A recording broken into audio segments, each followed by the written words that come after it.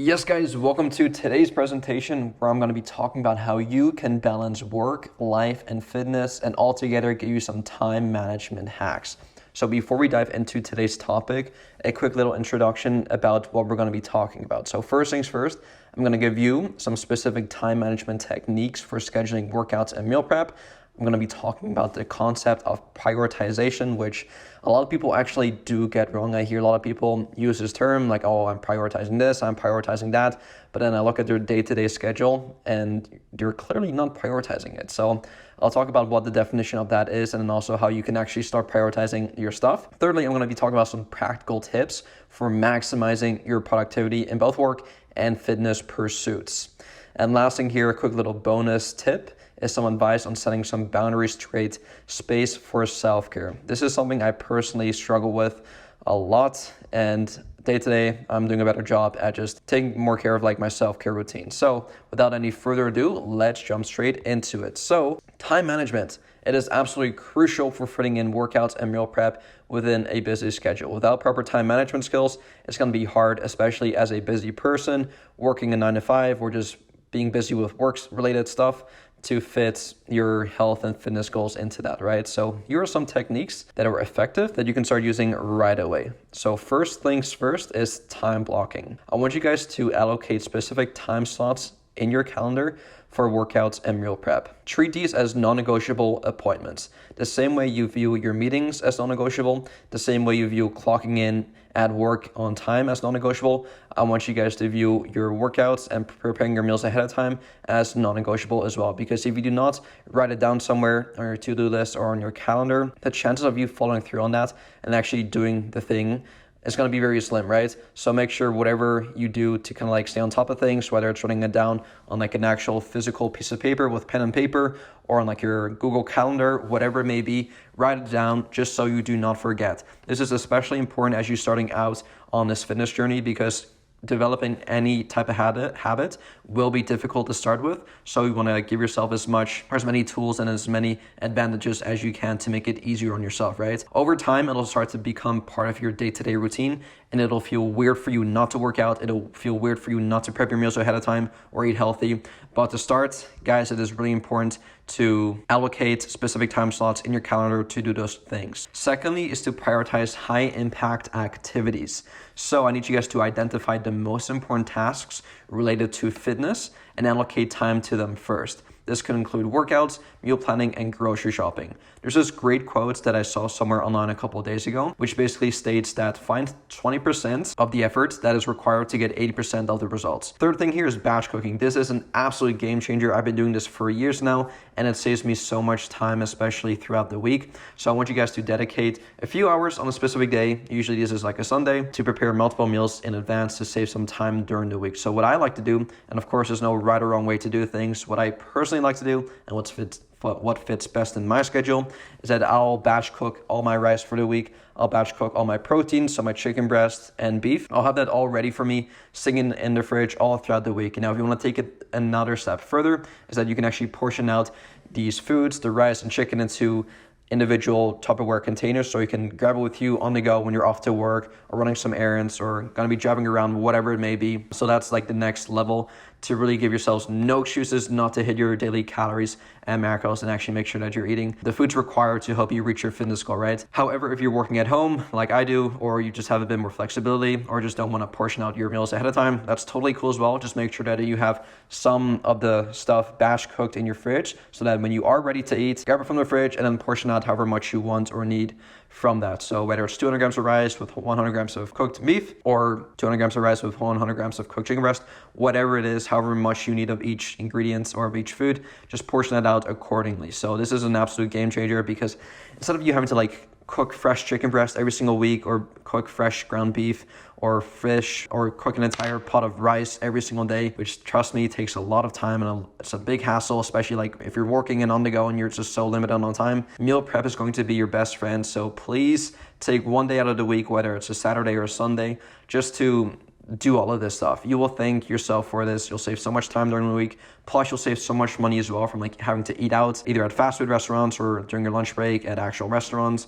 You'll save so much time. You get to crush your fitness goals, so it's like a win-win situation. This should be a non-negotiable. Another thing here, as you are getting into the habit of living a healthier, more active lifestyle, is set alarms or reminders. Use alarms or notifications on your phone or computer to remind you of scheduled workouts or meal times. This is especially important, like I just said, as you are starting out with this, because we often tend to forget when we should do certain things, whether it's working out, especially when it's working out, or even some people sometimes forget to eat their meals required.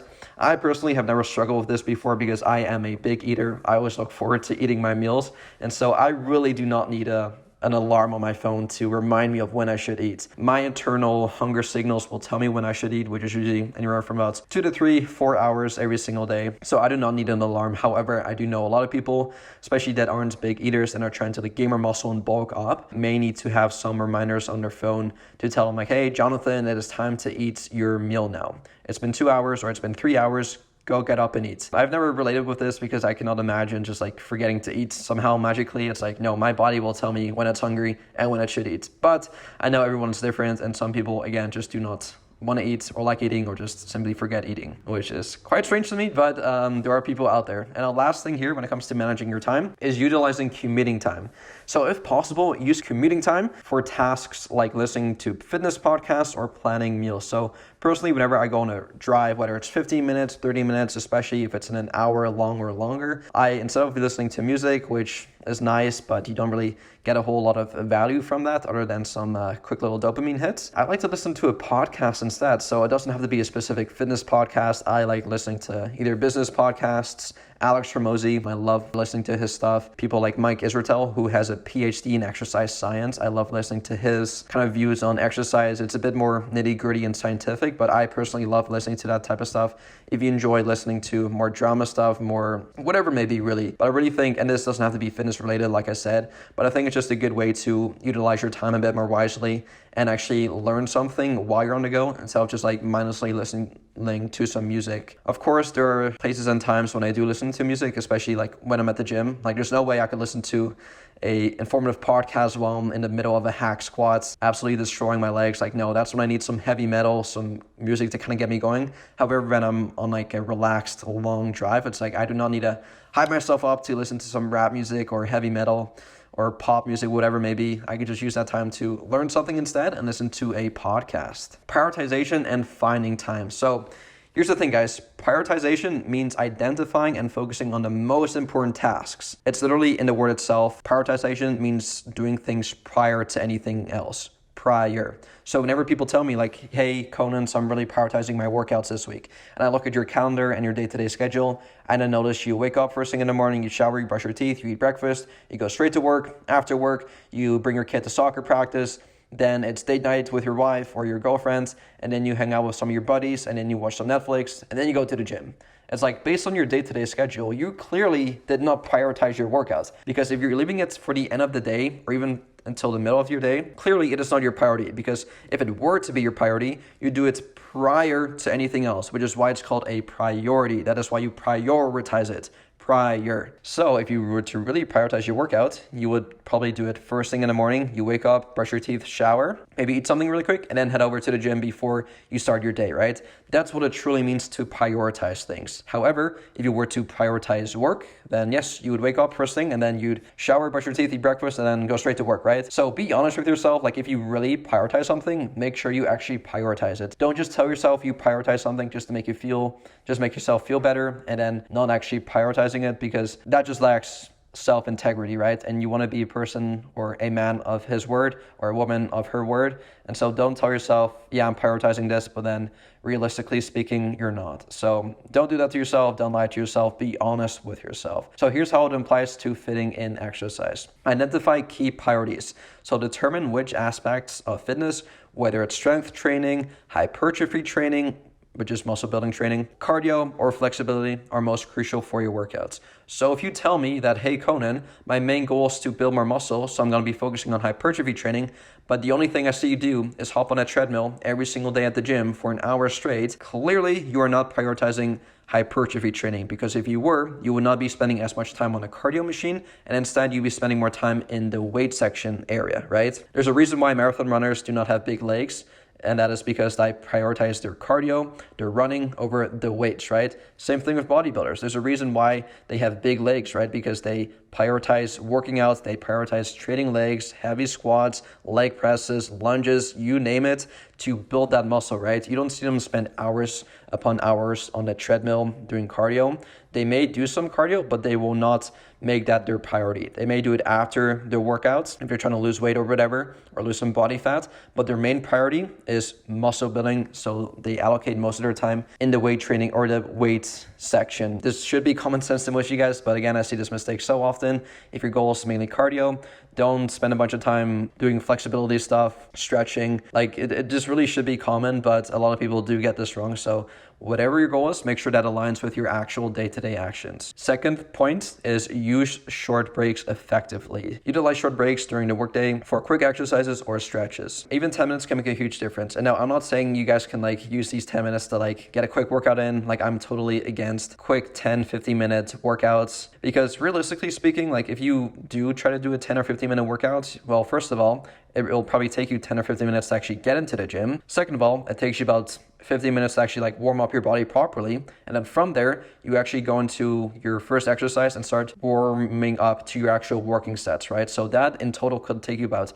30 to 45 minutes to begin with. And then from there, you're actually ready to start your workout. So before you even start your 10-minute workouts, it's you're going to have to warm up for maybe 30 minutes on average before you even start. So I'm totally not for quick 50 minutes workouts at the gym. No, I think it's a stupid waste of time. When you're in the gym, you should allow yourself at least an hour to get there, warm up, and do the actual workouts, and then head out, right? What I'm trying to say here is that use these 10 minutes, whether it's your lunch break or coffee break at work, whatever, to just walk around. Because if you work a sedentary job, 9 to 5, I assume just sit down for the most part on your desk, on your computer. Use this time to, during your lunch break or quick 15-minute coffee break, not to sit down even more and just aimlessly go on your phone. No, go stand up and walk around a bit, either if it's around the block, outside, or if it's just around your office, around your desk. Just get up, stretch your legs a bit, and walk around. 10 minutes could easily get you an extra 1,000 steps, which could help you burn an extra few bit of calories. And all of these small little things will definitely add up. If you have 2 or 3 breaks at work, you could easily get 3,000 to 5,000 steps just by simply walking around a bit more. And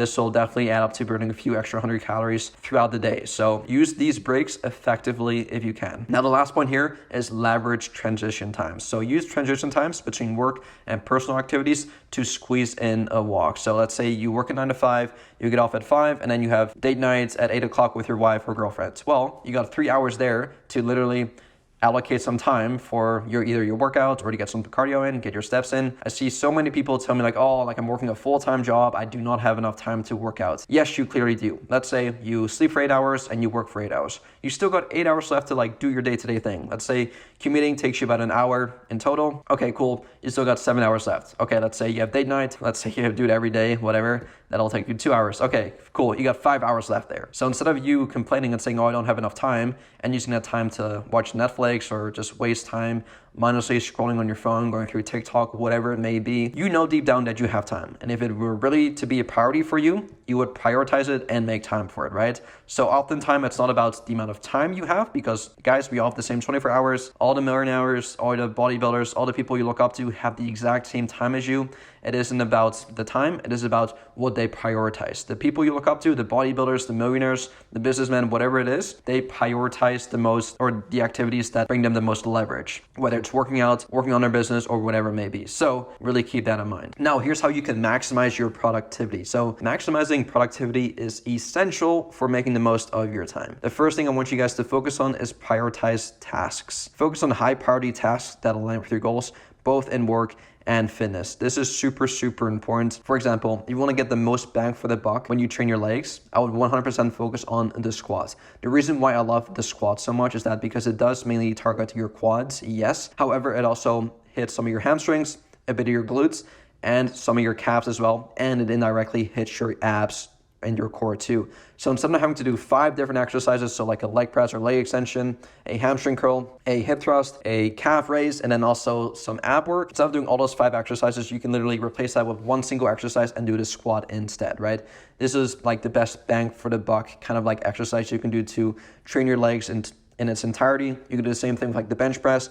Instead of having to do 3 separate exercises for number 1, your chest, like a chest fly, your triceps, like a tricep push down, and your front delts for like a front raise, you can literally just do the bench press and hit all 3 of those muscle groups in one single exercise. So that's a great kind of like illustration of what I mean when I say focus on high priority tasks that align with your goals, right? Both when it comes to fitness and work. I'm sure you guys can find the exact same thing when it comes to like work related stuff. Instead of doing all these small little mindless tasks that does not lead you to anything, focus on like the big main core chunks of work that get you the most bang for the buck, right? And now as you do this, practice time blocking. So allocate specific blocks of time for specific tasks, and do not, I repeat, do not multitask. This is the mistake I made in the past so many times before, and I tried doing it again the other day. So I saw this video.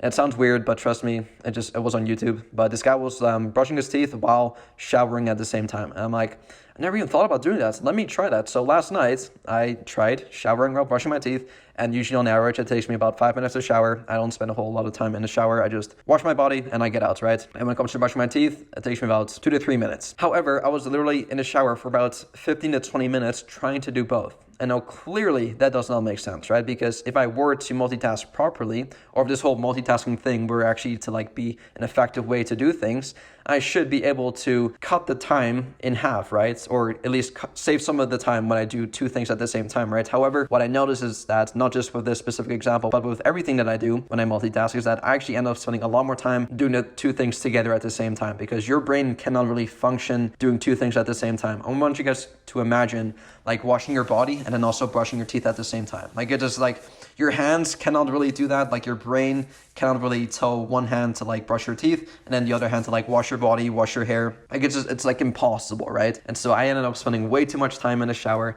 when in reality I could have just like, instead of taking like 15 to 20 minutes to try to do both and try to be multitasky, whatever, I could have just taken 5 minutes to shower, focused 100% of my total effort on doing that, cleaning my body, washing my hair, and then once I'm done with that, I can allocate all of my time towards brushing my teeth.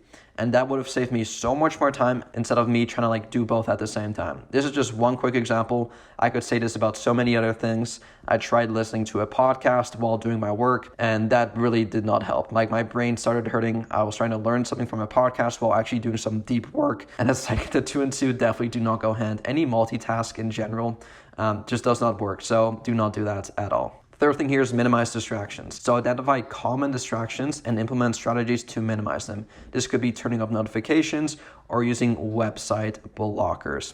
I have my notifications turned off all the time. They've been off for the past year now. I do still look on my phone, and if I do open my phone, I will see the notifications if I scroll up, right? I have an iPhone. And so you're really not missing out on much. If an emergency does happen, even if it does happen, like I want you guys to ask yourself, like when realistically, and like be honest with yourself, like when really was the last time you had an emergency, someone called you, and it was like something really, really bad, like life or death, right? Like realistically, it's like, yes, I think it's always good to be safe than sorry, 100%, but stuff like this doesn't really happen that often. And one cool feature about the iPhone is that if someone tries calling you, I think if it's like 3 times back to back to back, you will get the notification anyway, despite you being on sleep mode or do not disturb mode, which I think is really cool. And even if something bad were to happen and someone else did have their notifications turned off or in silent mode, you can still choose to send a message and get them to see the notification anyway. Like if it's a real emergency,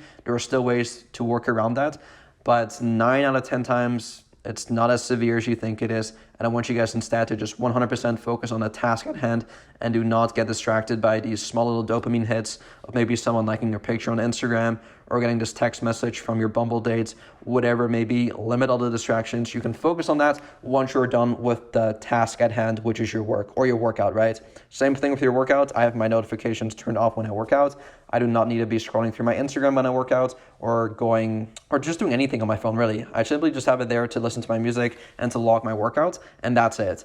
All my notifications are turned off. When I'm done with my workouts, when I'm done with my work, then I can open up the notifications and see what I missed, right? And 9 times out of 10, it's literally nothing. So yeah. And last thing here, this may not apply to a lot of people, but when possible, delegate. Delegate tasks at work or enlist help with household chores to free up time for fitness pursuits. A great example of this is that if you simply do not want to prep your own meals or just do not have enough time to prep your meals, which again, we all have enough time, it's all about priorities, but if you genuinely just like hate prepping your own meals, I would highly encourage you to look into a local meal prep delivery service. Most of them are quite affordable, and trust me guys, this will save you so much freaking time. And instead of that time of meal prepping, you can simply use that time to work a bit more and make the money back, right? So this is something that you could consider if you do hate meal prepping, and just know that the option is there, right? And now last thing here is self-care. Like I said at the beginning of today's presentation, this is something I genuinely do struggle with myself. Like it's really hard for me to like separate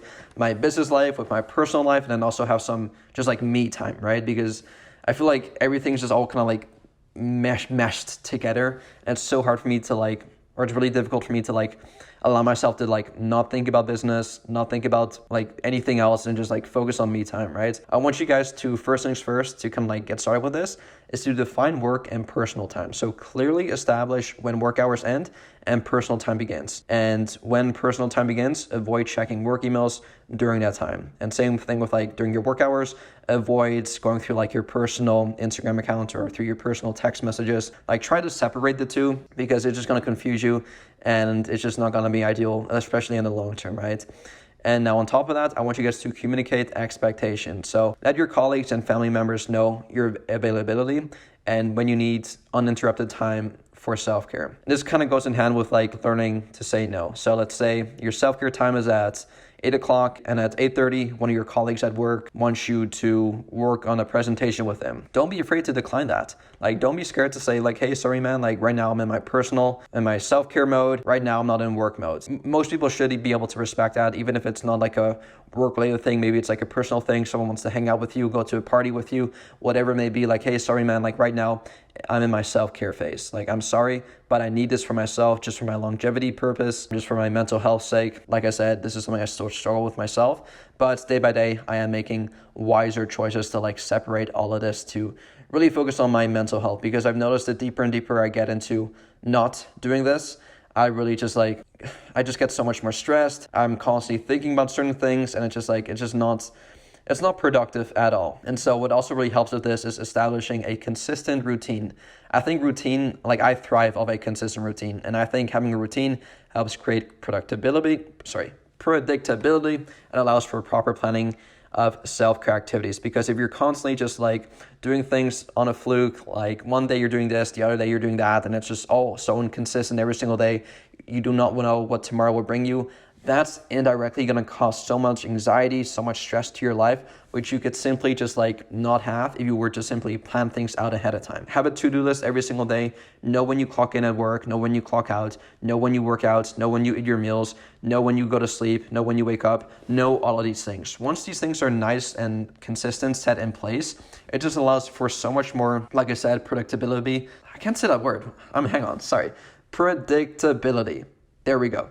This allows for so much more of that predictability, and it just allows for so much like a much more stress-free life. And who does not want to live a stress-free life? Because I know I do, and I know a lot of you guys do as well, especially like working a super busy job all the time, having all these other personal related stuff going on. It's like having a stress-free life is absolutely crucial just for your own mental health sake, right? And now to conclude all of this together, remember, finding creative ways to merge work and fitness not only maximizes your time, but also promotes a holistic approach to health and well-being. So hopefully you guys took something out of this presentation, whether it's making sure you're not multitasking all the time, or making sure you have a daily to-do list, or making sure that you have a consistent schedule routine, or having reminders on your phone to make sure that you eat at a specific time or work out at a specific time. Hopefully you got some chunks of value from this presentation. And now with that said, if you guys do have any questions on this, please let me know in the comments down below. And with that said, I'll speak to y'all soon. Peace.